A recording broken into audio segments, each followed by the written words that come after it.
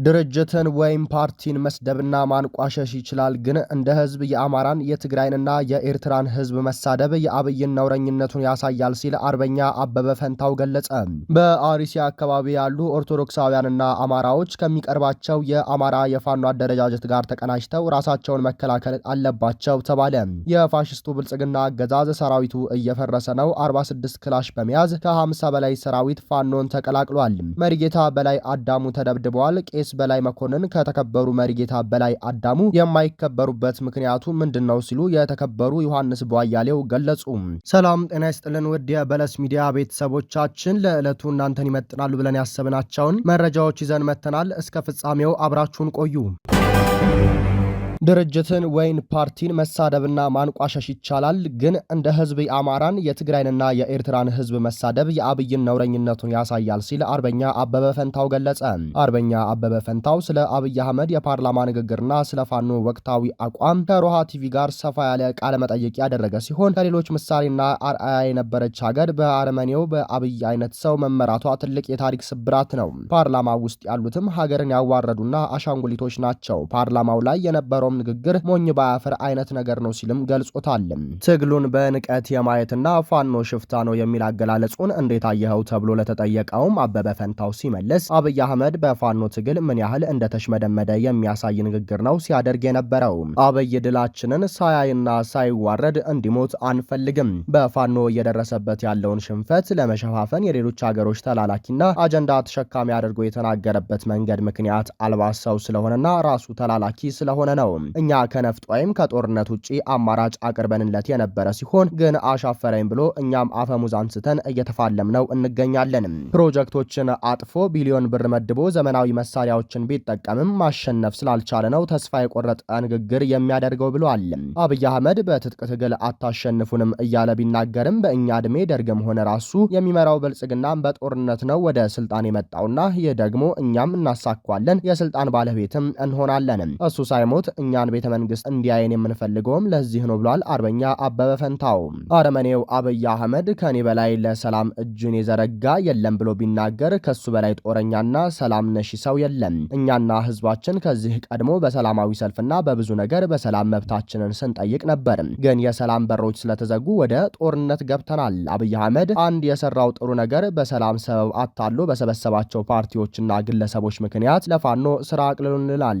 ግለሰቦችን እየነጠለ በገንዘብ እየደለለ እያማለለ ወደሱ የሚያቀርባቸው ግለሰቦች ህዝባቸውን የካዱ ቢሆኑም ለእኛ ስራ አቅልሎልናል።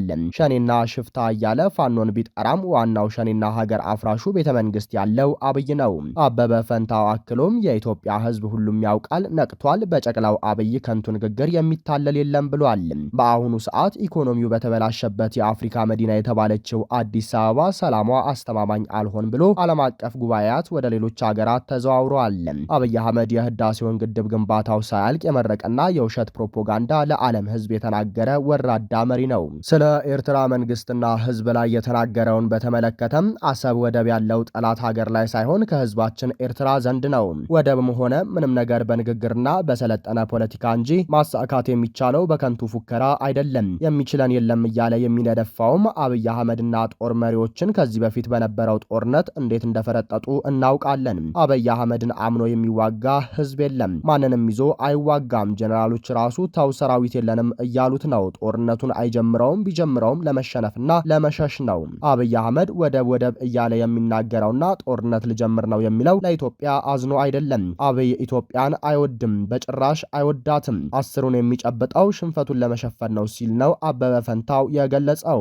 የኤርትራና የትግራይን ህዝብ ያስነሳበትና እንደ ተመጽዋች የገለጸበትና የናቀበት መንገድ ህዝብ እንዴት እንደሚከበርና ሀገር እንዴት እንደሚመራ ስለማይችል ነው። ኢትዮጵያውያን በአሁን ዘመን በአብይ እጅ የወደቅነው ተረግመን ነው ብዬ አስባለሁ።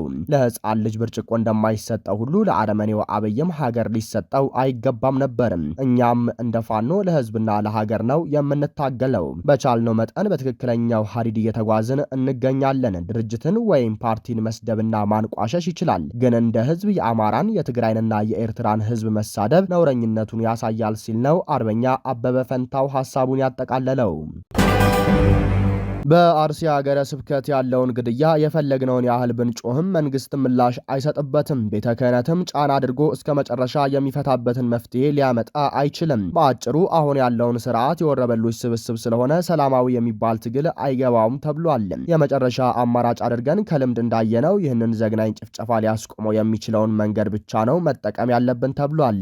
መፍትሄው ከጥቂት ዓመታት በፊት በወለጋ አማሮች በዋናነት በወሎ ሙስሊሞች ላይ ሲደርስ የነበረውን የዘር ማጽዳት የቆመበትን ተሞክሮ መውሰድና በአርሲ አካባቢ ያሉ ኦርቶዶክሳውያን አማሮች ከሚቀርባቸው የአማራ ክልል የፋኖ አደረጃጀት ጋር ተቀናጅተው ራሳቸውን መከላከል አለባቸው። ላለፉት ጥቂት ዓመታት ብቻ ቤተሰቦቻቸው ወይም ዘመዶቻቸው የተጨፈጨፉባቸው ወጣቶች ቢሰባሰቡ ከኮር በላይ ኃይል መመስረት ይችላሉ። የዚህን ያህል ነው አካባቢውን እያጸዱት ያለውም ተብሏል። እነዚህ ነዋሪዎች ዱር ቤት ብለው ቢወጡ በአሁን መንግስትና ታጣቂ ተብየው ሁሉ ከሚገደሉት በላይ አይገደሉም። ዛሬ ላይ የቢዛሞ እዝ የሚባለው የፋኖ አደረጃጀት ወለጋ ውስጥ የነበረውን በሸኔ ሲሳበብ የነበረውን ግድያ ቀጥ አድርጎ አስቁሟል። አርሲ ደግሞ በሰሜን ሸዋ በጣም ቅርብ የሆነ ቦታ ነው። በሸንኮራ በአረርቲ ወዘተ ከሚቀርቡት የፋኖ አደረጃጀቶች ጋር መጣመር ይችላሉ። ኦርቶዶክሳውያንም ሆኑ አማራዎች ቀላል የማይባል ቁጥር ያለባቸው አካባቢ ነው። ምርጫው ተደራጅቶና ታጥቆ ራስን ማዳን ነው። ለዚህ ጋጠ ወጥና ገዳይ ስርዓት ያለው ብቸኛ ቋንቋ በሚገባውና በጉልበት ብቻ ማናገር ነው። እዚህ ላይ ነው መስራት ያለበት። ተደራጅቶ ራስን መከላከል፣ ሊገድል የመጣን በመጣበት አግባብ መመለስ ነው። የተደረጉትን ጭፍጨፋዎች እንደማሳያ በኦሮሚያ ክልል ምስራቅ አርሲ ሀገረ ስብከት ስር በሚገኙ የተለያዩ ወረዳዎች በጥቅምት ወር 2018 ዓ.ም ብቻ የ2 ዓመት ህፃንና የ75 ዓመት አዛውንትን ጨምሮ 25 ኢትዮጵያውያን ኦርቶዶክስ ተዋሕዶ ቤተክርስቲያን እምነት ተከታዮች ማንነታቸው ባልታወቁ ታጣቂዎች መገደላቸውን የሀገረ ስብከቱ ጽሕፈት ቤት በይፋ አረጋግጧል። የማህበረ ቅዱሳን ቴሌቪዥንም በተከታታይ ሽፋን ሲሰጥ ነበረ።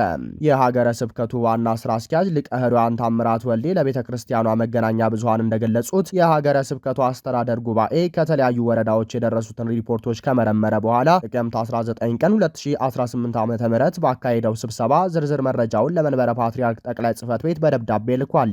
ሪፖርቱ እንደሚያሳየው በኦርቶዶክሳውያን ላይ የሚደርሰው ጥቃትና የንብረት ውድመት ለዓመታት የቆየ ችግር ቢሆንም በጥቅምት ወር የተፈጸመው ግድያ መጠኑ ከፍተኛና ከዚህ ቀደም ሰላማዊ ተብሎ በሚታሰቡ አካባቢዎች ላይ መሆኑ ሁኔታውን እጅግ አሳሳቢ እንዳደረገው ተገልጿል። በሀገረ ስብከቱ ሪፖርት መሰረት በጥቅምት ወር የተፈጸመው ዋና ዋና ጥቃቶችም በጉናና መርቲ ወረዳዎች ድንበር ጥቅምት 14 ለ15 አጥቢያ ሌሊት 17 ሰዎች በታጣቂዎች ተገድለዋል። የ12ቱ የቀብር ስነ ስርዓት በመርቲ ወረዳ፣ የቀሪዎቹ 5 ደግሞ በጉና ወረዳ ተፈጽሟል። በሽርካ ወረዳ በሄላ ዘንባባ ቅድስት አርሴማ ቤተክርስቲያን አጥቢያ ጥቅምት 17 ለ18 አጥቢያ ሌሊት 3 ሰዎች በቤታቸው ውስጥ እንደተኙ ተገድለዋል። በሆንቆሎ አቤ ወረዳ ጥቅምት 18 ለ19 አጥቢያ ሌሊት 5 ሰዎች በታጣቂ ሰዎች ተገድለዋል። በድምሩ በወር ውስጥ የተገደሉት 25 ንጹሃን ዜጎች ናቸው። ሀገረ ስብከቱ ያወጣው መግለጫ ከዚህ ቀደም በተደጋጋሚ ጥቃት በደረሰባቸው አካባቢዎች መንግስት አስፈላጊውን የጸጥታ ጥበቃ እንዲያደርግ ሲጠይቅ መቆየቱን አስታውቋል። አሁን የተፈጸመው ጥቃት ቀደም ሲል ሰላማዊ በነበሩ አካባቢዎች ላይ መሆኑ የችግሩ ስር መስደድና አሳሳቢነት እንደሚያሳይም ገልጿል። በመሆኑም የመንበረ ፓትርያርክ ጠቅላይ ጽሕፈት ቤት ጉዳዩን በከፍተኛ የመንግስት አካላት ደረጃ በማቅረብ ዘላቂ መፍትሄ እንዲገኝ እንዲሰራ ሀገረ ስብከቱ ጥሪውን አቅርቧል። የፋሽስቱ ብልጽግና አገዛዝ ሰራዊት እየፈረሰ ፋኖን እየተቀላቀለ ነው። ከዘመቻ አባናደው መጠናቀቅ በኋላ ከተለያዩ የክልሉ አካባቢዎች እዞች ወደ ቤተ አማራ የገባው የአብይ አህመድ ዙፋን ጠባቂ ሰራዊት እየፈረሰና እየኮበለለ ሚኒሊክ እዝን በስፋት እየተቀላቀለ ነው። የኦሮሞ ብልጽግና ልዩ ኃይል ኦሮሚያ ላይ በአማራ ተወላጆች ላይ ሲፈጽመው የነበረውንና ዛሬም እየፈጸመው ያለውን ግፍ በተመሳሳይ የመከላከያ መለዮ ለብሶ ወደ አማራ ክልል በመግባት የሚፈጽመውን ግፍ እያየን እኩል የሀገር መከላከያ ሰራዊት ብለን ልንጠራ አንችልም ያሉ አባላቶቹ ባለፉት 10 ቀናቶች ብቻ 46 ክላሽ፣ 4 ጀሌ፣ 11350 የክላሽ ተተኳሽ እንዲሁም 90 ኤፍ1 የእጅ ቦምብ በመያዝ ከ50 በላይ ሰራዊት ምስራቅ አማራ ኮር 2 ካላኮርማ ክፍለ ጦርን ተቀላቅለዋል። ፋኖን ከተቀላቀሉት የሰራዊቱ አባላት መካከል 1 ሬጅመንት አመራር፣ 6 ሻምበል መሪና 5 ምክትል ሻምበል መሪ አመራሮች ይገኙበታል። በቀጣይም የፋሽስቱ ብልጽግና አገዛዝ ሰራዊት የማፍረስና የማስኮብለሉ ስራ ተጠናክሮ ይቀጥላል። በተመሳሳይ ሻለቃ መሪውንና ብሬን ተኳሹን ጨምሮ 11 ያገዛዙ ሚሊሻዎች ከነሙሉ ትጥቃቸው የአማራ ፋኖን ተቀላቅለዋል። የአማራ ፋኖ ብሔራዊ ኃይል ምስራቅ አማራ ቀጠና ሚኒሊክ እዝ ላስታ ጀነራል አሳምነው ጽጌ ኮር ዋክሹም ብርጌድ የተቀላቀሉት ሻለቃ ምስጋናው እንየው የፖሊስና የሚሊሻ አዛዥ፣ ወርቁ አዲሴ ብሬን ተኳሽና ኮንስታብል የኋላው ግርማ የአገዛዙ ፖሊስና ሌሎች 8 ሚሊሾች የብልጽግናን ስርዓት በመጥላት ከደሃና አምደ ወርቅ ዱራ ግንባር ተነስተው ዋክሹም ብርጌድን ከነሙሉ ትጥቃቸው ተቀላቅለዋል። ሲቀላቀሉ ይዘውት የመጡት ትጥቅም አንድ ስኪ፣ አንድ ምንሽር፣ አንድ ኤም48 ክላሽ 330 የክላሽ ተተኳሽ፣ 6 የእጅ ቦምብ፣ 40 የስኪና የምንሽር ተተኳሽ፣ 11 የወገብ ትጥቅ ይዘው ተቀላቅለዋል ሲል ምስራቅ አማራ ቀጠና ሚኒሊክ እዝ መረጃውን አጋርቶናል። መሪጌታ በላይ አዳሙ ተደብድበዋል። ቄስ በላይ መኮንን ከተከበሩ መሪጌታ በላይ አዳሙ የማይከበሩበት ምክንያቱ ምንድነው ሲሉ የተከበሩ ዮሐንስ ቧያሌው ገለጹ። የተከበሩ ዮሐንስ ቧያሌው በፌዴራል ከፍተኛ ፍርድ ቤት ልደታ ምድብ ጥቅምት 18 ቀን 2018 ዓ.ም በነበረው ችሎት በቂሊንጦ ማረሚያ ቤትና በተለይም በተቋሙ ጥበቃና ደህንነት ኃላፊ በኢንስፔክተር ድሪባ ሰንበታ ላይ እንደሚከተለው ክስ አቅርበዋል። የወገብና የእግር በሽተኛ ነኝ። ፍርድ ቤቱ ፈቅዶልኝ በዋና በር እየገቡ ቤተሰቦቼን አገኝ ነበረ። ኢንስፔክተር ድሪባ ሰንበታ ከመጡ በኋላ ነው የተከለከልኩት። እኔ ብቻ ሳይሆን ማህበረሰቤ ጭምር ተሰድቦ እንኳን ችግሩ በሰላም ተነጋግረን እንድንፈታ ነበር ጥረትና ፍላጎቴ። ይሁን እንጂ ሊታረሙ ስላልቻሉ ነው ክሱን ወደ ፍርድ ቤት ለማምጣት የተገደድኩት። በእስር ቆይታዬ በደረሰብኝ እንግልት ቆሜ ማናገር አልችልም። አሁንም ቁጭ ብዬ ቤተሰቦቼን እንዳነጋግር ይፈቀድልኝ። ቅዘናም አማራ ብለው ተሳድበዋል። ዳኝነት ካለ ይማሩ ብለን ነው ያመጣናቸው። አቃቤ ሕግ ጉዳዩን በምርመራ እንዲያጣራው ትዕዛዝ ይሰጥልንም። ከላይ እስከ ታችኛንን ነው ምንም አታመጡም ብለውናል። መሪጌታ በላይ አዳሙ ተደብድበዋል። ቄስ በላይ መኮንንን ከተከበሩ መሪጌታ በላይ አዳሙ የማይከበሩበት ምክንያት ምንድነው? በብሔራችን ተሰድበናል፣ ተዋርደናል። በእኛ ምክንያት ህዝባችን ሊሰደብና ሊዋረድ አይገባም። በፍተሻ ወቅት ባልታጠበ እጃቸው ነው እንጀራውን የሚነኩት። ዞን 4 እና ዞን 5 ላይ የተለየ ጫና እያደረጉብን ነው። በእኛ ስም የተያዘ ህገወጥ ነገር የለም አለ ካሉ ተጨማሪ ክስ አድርገው ያምጡ በማለት ተናግረዋል ብለዋል። በመሃል ችሎቱ እንዳይናገሩ ቢሲከለክላቸውም መልሰው ተው ይሄ ጊዜ ያልፋል፣ እኔ በሞት መልሱ ለትውልድ ነው፣ እኛ ያልነው ብቻ ሰምታችሁ ፍረዱ አላልኩም፣ ግን ከዚህ በላይ ምን እንሆናለን? ቅዘናም አማራ እየተባልን ነው። በእርግጥም ይህ ችሎት ስዩም ተሾመን በጓዳ አነጋግሮ የመለሰ ነው። በደል እየተፈጸመብን ነው፣ አድሎ አለ፣ ካጠፋው ይቅርታ፣ የሚያናገረኝ ግን ግፉ ነው። በእኔ ብቻ ሳይሆን በአማራ ህዝብ ላይ እየደረሰ ያለው ግፍና በደል ስቃዩ ነው የሚያናገረኝ ሲሉ የተከበሩ ዮሐንስ ቧያሌው ተናግረዋል። በመጨረሻ ማሳሰቢያ በአዲስ ቅዳም ከተማ አካባቢውና በመላው ዓለም ለምትገኙ የትግላችን ደጋፊዎች በሚል 10 አለቃ ኤፍሬም አጥናፉ ብርጌድ ጥሪ አቅርቧል። አጭበርባሪ የብልጽግና ወኪሎች የተለያዩ ቴክኒኮችን በመጠቀም ለተለያዩ የትግል ድጋፎች የሚሆን በሚል የፋይናንስና ሎጂስቲክ ድጋፍ በብርጌዳችን አመራሮች ስም እየተጠየቁ እንደሆነ ደርሰንበታል ብሏል ብርጌዱ። በመሆኑም ሁሉም የትግላችን ደጋፊዎች የምታደርጉት ድጋፍ የአጭበርባሪዎች ሲሳይ ሳይሆን በህጋዊ መንገድ ለትግሉ እንዲደርስ ከተፈለገ በስልክም ሆነ በሌላ መንገድ ድጋፍ የሚጠይቃችሁ ግለሰቦች ሲኖሩ ቀጥታ ወደ ብርጌድ አመራሮች በማሳወቅ ህጋዊነቱን እንድታረጋግጡ ስንል በአክብሮት እናሳስባለን ብሏል። የአፋብኃ ምዕራብ አማራ ቀጠና ቴዎድሮስ ዕዝ 3ኛ ጎጃም አገው ምድር ክፍለ ጦር የ10 አለቃ ኤፍሬም አጥናፉ ብርጌድም። ውድ የበለስ ሚዲያ ቤተሰቦቻችን የዕለቱ መረጃችን ይህንን ይመስል ነበር። ቻናሉን ሰብስክራይብ በማድረግ ቤተሰብ የሆኑ ሰናይ ጊዜ